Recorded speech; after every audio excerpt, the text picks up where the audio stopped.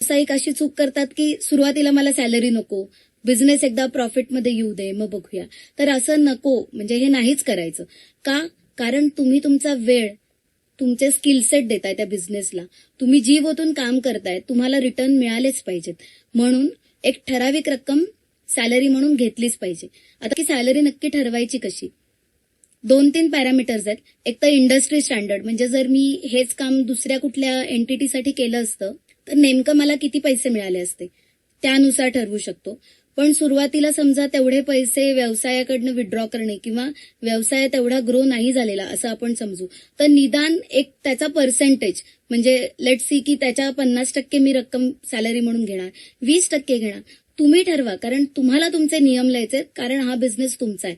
पण कंपल्सरी सॅलरीचा आकडा ठरवा, तो विड्रॉ करा आणि तो स्वतःसाठी ठेवा.